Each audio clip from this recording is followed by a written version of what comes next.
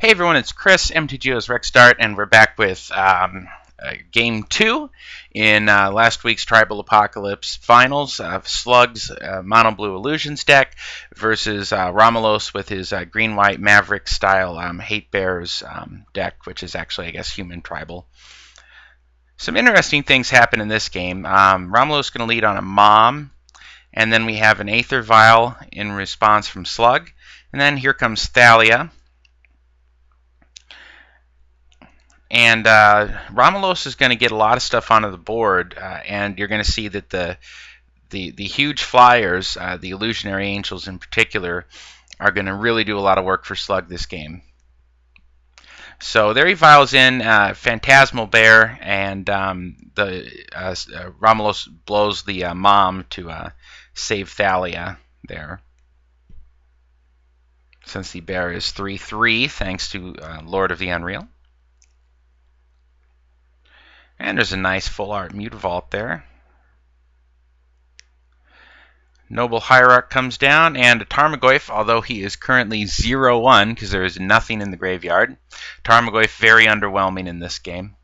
Mirran Crusader swings in and goes unchallenged. So because he's got that Illusionary Angel, he's going to tick that vial up to 3.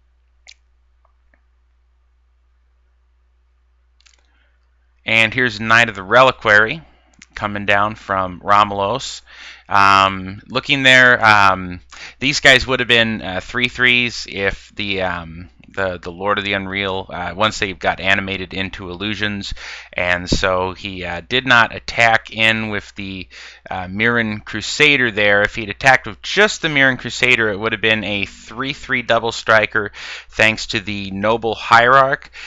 So I suppose he could have gotten in there, and opponent would have had to double block it to kill it, but he decides not to do that. You'll see in a moment that he does have a sword, and that may have been his plan there. Illusionary Angel comes down now, 5/5 flyer. He's going to get in some beats. And Phantasmal Image comes down, copying Illusionary Angel. And here is a Sword of Light and Shadow. He's going to use his remaining 2 there to equip, and then he's going to fetch up a Wasteland, and then this is very interesting here. Wasteland targeting that Mutavault, it just taps itself for mana, activating its ability, and thereby becomes a 2/2 creature with all creature types and an illusion, and so it has hexproof, and so you'll see that the Wasteland is countered for having no legal targets. So, of course, you could have done that either way. Either one you had targeted, you could have used the other one's mana to do that. And it chump blocks the Mirran Crusader. Vial remains on 3.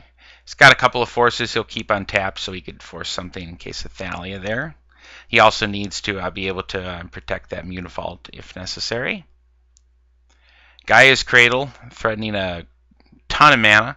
Mirran Crusader comes in, and he is going to, with that on the stack, you see what happened there was he tried to do the, did the activate, and then he tried to do everything in response there by putting the Wasteland out and then doing it, but he simply used the other one to activate the Mutavault again, thereby having that resolve first and giving it hexproof before the Wasteland targeting. So he was able to do that, and the beats coming in from the Illusionary Angels the subsequent turn are going to finish it off. So Romulos went ahead and conceded there, but interesting game there, notable for Tarmogoyf being somewhat underwhelming, although he was fine in the first game.